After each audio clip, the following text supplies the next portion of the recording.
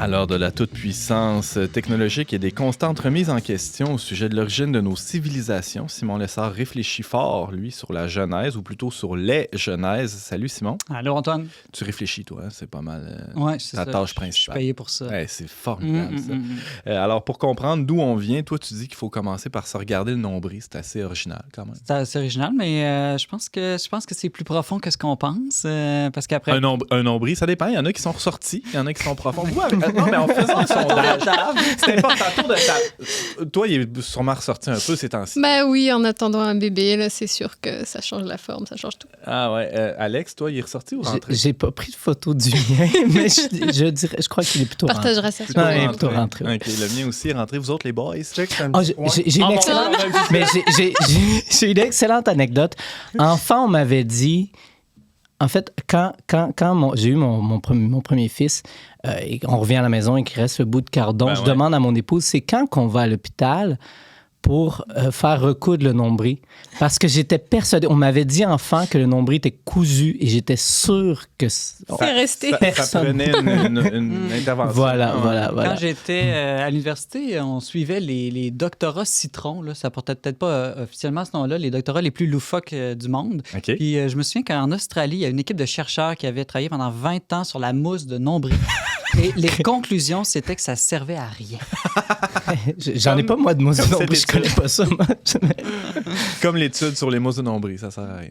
Un peu, ouais. Mais là, c'est pas de ça dont... en tout cas, pas que de ça dont tu nous parles aujourd'hui. Alors, cette grande parenthèse sur les nombrils, c'est pour dire que si vous êtes attentif et que vous contemplez longuement votre nombril... Longuement, combien de temps? Je dirais qu'il faut dépasser 5 minutes pour arriver à ce que je veux arriver. Ouais. On réalise que si on a un nombril, c'est qu'on n'est pas le centre du monde, qu'on a eu des prédécesseurs qui s'appellent d'abord notre mère, nos parents, et donc ça peut nous amener justement à une sortie de soi et à contempler nos origines en commençant par notre corps. Donc, se regarder le nombril nous permet de nous décentrer de notre nombril. Exactement. Hey, c'est fascinant. Donc, ça nous porte aussi à réfléchir, c'est ça, sur la genèse même, juste que de l'univers. Hein, il y a comme quelque chose de macro et de micro dans tout ce petit espace-là. Oui, parce que, en fait, notre nombril nous montre qu'on a une filiation, qu'on a une origine. Bon, nos parents, mais nos parents ont des nombrils, eux autres aussi. Oui, tout le monde a des nombrils, sauf... Sauf Adam et Ève. Quoi qu'encore, on n'est pas si sûr. Là. En tout cas, ça reste à prouver, mais c'est une possibilité. Ouais. Et donc, c'est une des choses que j'ai fait quand on a décidé de préparer ce numéro-là sur la Genèse. Fais-nous la genèse de ce dossier sur la Genèse, Simon. En fait, on s'est dit, nous, au Verbe, écoute, là, on est dans une crise depuis presque 2 ans bientôt. Puis, on s'est dit, bon, est-ce qu'il y a un monde nouveau qui va sortir de cette crise-là? Hein? C'est une bonne question. Un monde pire ou meilleur, ça, je sais pas, mais plusieurs personnes disent qu'on ne souhaite pas revenir à comme c'était avant ou qu'en tout cas, le monde va avoir été transformé à jamais. Il y a comme une occasion d'un nouveau commencement. Un nouveau commencement. Et on sait que toute naissance est une crise, et on a une maman autour de la table. Tout accouchement est une crise. Ça ne veut pas dire que toute crise est une naissance, là, par contre, mais je pense que ça valait la peine de se poser la question, est-ce que la crise qu'on vit en ce moment, crise de société, de culture, de civilisation, est une naissance vers quelque chose de nouveau? Et pourquoi pas ne profiter de cette occasion-là pour réfléchir à tous nos commencements, nos genèses, nos origines dans le contexte actuel. Et on l'a fait de manière éclatée, comme on aime le faire au Verbe. Donc, comme quoi, par exemple? Ariane, qui nous a parlé de genèse de la vie, par exemple, création, évolution, le dialogue entre les deux. Alexandre, Alex qui nous parle un peu de l'origine de l'homme et la femme, tel que raconté dans la Genèse, qu'est-ce que ça veut dire sur notre identité, notre sexualité. Mais aussi, je me souviens que James a interviewé Jonathan Pajot sur un artiste de tradition orthodoxe sur la Genèse d'une œuvre d'art. Oui, exactement. Aussi, les moniales de Chelsea, on a un super beau photoreportage sur, elles font de l'artisanat, de la poterie, donc tout comment on arrive à créer en contexte de prière, en contexte monastique, et aussi des récits fabuleux, soit des genèses de la foi, Sarah-Christine Bourriane qui rapporte comment des gens ont découvert Dieu, ou des genèses d'histoire d'amour, Brigitte Bédard qui a un très beau reportage sur 3 couples, comment l'amour est né entre eux. Mhm. C'est plein de commencements, dans le fond. Plein de commencements. Je pense que tu as compris le concept, James. Non, mais tu sais, c'est juste pour être sûr. Ouais. Il y a Pythagore qui disait que le commencement, c'est plus que la moitié du tout. Donc vraiment, je pense que quand on contemple un commencement de quelque chose, on comprend plus que la moitié de cette chose-là. Ben, c'est ça, tu parles de commencement, un nouveau commencement, cette sortie de pandémie, là, de peu à peu, qui commence à se faire. Puis peut-être à travers ça, une quête identitaire. Je fais même un lien avec récemment le cours d'éthique culture religieuse qui est remplacé par un cours sur la culture québécoise. Puis au fond, il y a beaucoup la question de la quête identitaire, mais au fond, l'identité commence d'abord par savoir d'où on vient, connaître commence par une relation d'abord, puis souvent on veut s'affirmer qui on est un peu en reniant nos origines, alors que c'est peut-être se couper de quelque chose qui est vital à notre propre compréhension de nous-mêmes. Là. Mais justement, c'est un lien que tu fais, Simon, dans ton texte. Hein? Tu réfléchis sur la Genèse et tu traces un parallèle assez fort avec la généalogie. C'est très proche étymologiquement aussi. Oui, et on sait que c'était très important pour le peuple hébreu. Hein? Quiconque a lu les premiers livres de la Bible sait qu'il a sauté plusieurs pages quand est venu les longues généalogies. C'était très important pour le peuple hébreu, entre autres parce qu'on dit que la judaïté se transmet par la mère, donc il fallait s'assurer qu'on était vraiment juif et en même temps qu'on était on faisait partie du peuple choisi de Dieu. Mm-hmm. Eh bien, moi, je me suis posé la même question, Antoine, mais d'où est-ce que je viens dans ma généalogie? Ben ouais. Alors, je me suis T'as-tu tourné du vers sang mon noble, père toi? d'abord et on a discuté ensemble et mon père m'a expliqué que, bon, je suis un lessard puis que les lessards, ça viendrait d'un gars qui s'appelle Étienne de Lessard qui est arrivé en 1645 en Nouvelle-France sur les terres de la seigneurie de Beaupré. Ce serait lui, entre autres, qui aurait donné 2 arpents de terre pour faire la première petite chapelle à Sainte-Anne. Au même endroit, aujourd'hui, on a le grand sanctuaire de Sainte-Anne, où il y a encore des miracles aujourd'hui.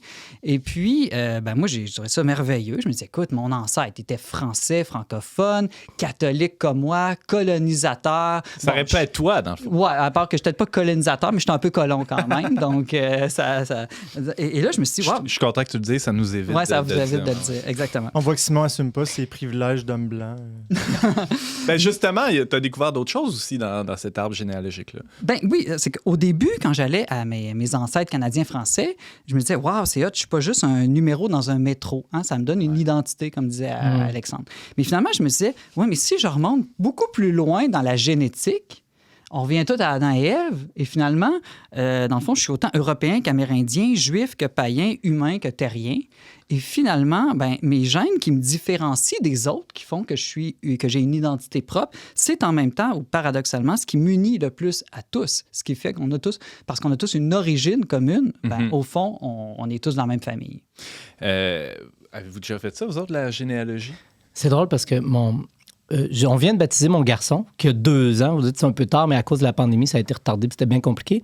Puis, en fait, on a découvert, en baptisant notre garçon, qu'ils ne font plus les registres au moment du baptême. Hein? Puis le prêtre qui a baptisé notre garçon, il trouvait ça vraiment triste parce que les registres servent beaucoup souvent justement à faire les généalogies. Ben oui. C'est comme quelque chose qui est en train de se perdre dans le patrimoine présentement du fait qu'on ne fait plus les registres du baptême. On le fait au mariage, mais je ne sais pas pour ce qu'il en est en général des autres sacrements, là, mais c'est comme quelque chose qui est en train de se perdre. Puis c'est un peu une tristesse ça, de voir que peut-être qu'on perd un peu aussi de notre mémoire là, collective et mémoire familiale à ce niveau-là. Ça m'étonne parce que le baptême est comme un préalable aux autres sacrements. Là. À savoir, la suite et l'explication, mais c'est pas le premier baptême qu'il faisait, le prêtre, puis il me disait que c'est quelque chose qui est en train de disparaître. Là. OK. Ariane, généalogie de ton côté? Oui, dans notre famille, oui, du côté breton de ma famille, on a un bel arbre généalogique qui remonte à 1600, je ne sais plus combien. Ouais. Et c'est beau à voir parce que ça forme comme une espèce de... la forme d'un amphithéâtre, là, un demi-cercle, et puis on voit toutes les branches de l'arbre qui s'étendent. Quand j'étais enfant, j'essayais de faire ma propre généalogie, puis je me rendais vite compte comment c'est juste... Aujourd'hui, l'informatique doit permettre de faire des espèces d'arbres 3D, parce que c'est tellement... C'est vite, on se rend compte à quel point c'est énorme, un arbre familial. Ça déborde vite d'une feuille 8,5. Ben oui, mais faire sa généalogie, d'une certaine manière, je dirais, c'est honorer ses ancêtres. Hein? Et puis, c'est une manière de reconnaître qu'on leur doit tout, autant à notre vie personnelle que notre patrie, notre culture. Donc, on n'est pas le centre du monde, on n'est pas les premiers, on a des prédécesseurs. Donc, c'est un bel acte d'humilité. Puis, en même temps, je dirais que c'est voir aussi, ça peut nous tourner vers l'amour d'une certaine manière, parce que si je suis là aujourd'hui, c'est que des gens m'ont transmis quelque chose, m'ont transmis cette culture, cette langue avec laquelle je vis, m'ont transmis, oui, mon bagage génétique et la vie biologique, mais la plupart du temps, il y a quand même dans l'acte de transmission, il y a une intention. La plupart du temps, quand on fait des enfants, c'est voulu. Et d'ailleurs, on a au moins dans l'éducation, Ben c'est voulu. Il y a un acte d'amour dans l'éducation. Pas besoin de reculer plusieurs générations en arrière. La première personne qui nous transmet, tu parlais de langue maternelle, hein, et qui nous transmet la vie de manière littérale, c'est notre mère. Exactement, notre mère. Et ça a été très, très intéressant, Antoine. J'ai découvert en préparant ce dossier-là que c'est à travers Jérôme Lejeune, le généticien, qui faisait remarquer que dans le roman de science-fiction d'Aldous Huxley, Le meilleur des mondes, dans ce monde dystopique, un peu fou, on a le droit de dire toutes les obscénités, mais il y a un mot interdit. C'est pas le mot en N, c'est le mot en M. M comme maman. Le mot maman devient interdit. Et Pourquoi? Pourquoi? Parce que justement, de dire qu'on a une mère, c'est reconnaître justement qu'on ne s'auto-engendre pas nous-mêmes, que la technique, on ne peut pas s'auto-construire, s'auto-définir, et que donc on est dépendant encore de la biologie, dépendant de la nature. Parce que dans le meilleur des mondes, les enfants sont conçus de manière très... artificielle, un peu en éprouvette. Voilà. Et donc, on veut faire croire qu'on peut complètement s'affranchir des lois de la biologie, des lois de la nature, et qu'on ne serait pas fait à l'image de Dieu, mais qu'on serait fait à l'image de l'homme. D'une certaine manière, Jérôme Lejeune fait remarquer dans une de ses conférences où j'ai lu ça, que c'est le renouvellement du péché des origines. L'homme qui refuse sa dépendance à Dieu, l'homme qui veut être lui-même l'auteur de la loi et ne pas dépendre d'aucune loi, qu'elle soit naturelle ou divine. Pour éviter d'être de succomber à cette tentation-là, d'être désincarné, de s'auto-engendrer aussi, il y a des pistes de solutions que tu évoques d'ailleurs à la fin de ce texte-là. C'est un retour au réel, hein, ou un point d'ancrage là, qui est indispensable. Oui, bien exactement. Je pense que de contempler ses origines, contempler ses genèses, c'est justement sortir de sa tête, sortir d'un monde idéaliste, revenir à la réalité. Cette réalité-là peut être historique. Hein, je pense entre autres à tout le phénomène actuel de bannissement, de cancel culture. Bien, à l'inverse de ça, je pense d'étudier notre histoire, d'étudier notre culture, notre langue. C'est une manière de replonger dans la réalité, de s'ancrer, d'avoir des racines. Et puis, je pense qu'on peut le faire en faisant, oui, son arbre généalogique, comme on parlait aujourd'hui, mais on peut le faire aussi en contemplant les origines de l'univers à travers la science, les origines de la vie. Il y a plusieurs manières, mais je pense que c'est vraiment un acte, non pas nostalgique ou égocentrique que de contempler ses origines, c'est vraiment un acte salvifique. Ça nous sauve justement de réaliser que on est voulu, on est désiré. On ne vient pas de nulle part. Et donc, si on ne vient pas de nulle part, ben on va probablement quelque part aussi. Et tu parlais de civilisation, d'étudier nos origines. Ça nous permet assez rapidement de réaliser qu'on n'a pas une origine pure et unique, là, comme certains aimeraient croire. C'est assez pluriel la plupart du temps et ça nous ouvre plutôt que de nous refermer sur nous-mêmes. Exactement. Je pense que c'est ça. C'est une petite enquête sur nos origines peut nous amener à une sorte de mauvais nationalisme. Je ne sais pas comment dire, là. Alors qu'une grande enquête réalise, comme je le disais tout à l'heure, que tout est dans tout. Puis que finalement, tout est interrelié et puis et donc on est appelé, disons, à la communion beaucoup plus qu'à l'opposition ou la division. Est-ce qu'il n'y a pas fondamentalement une attitude d'accueil à avoir, au fond? D'accueillir qui l'on est, d'où l'on vient. Puis aussi, dans le texte de Martin Stephens, qui est dans le livre, c'est d'accueillir l'enfant ou l'autre, hein, comme quelqu'un qui nous dépossède de soi. Cette attitude d'accueil au lieu de contrôle qui, au fond, nous... parce que la question, c'est est-ce qu'il y a des solutions? C'est quoi les solutions? J'ai l'impression qu'il y a fondamentalement cette attitude-là à développer. Là. Je pense que tu as raison, Alex, mais on peut terminer là-dessus. Oui, il faut accueillir son histoire aussi. Beaucoup en sont blessés et la première tentation serait de la rejeter complètement. Je pense qu'au contraire, d'accueillir son passé, qu'il soit personnel ou collectif, c'est la première étape pour continuer à avancer.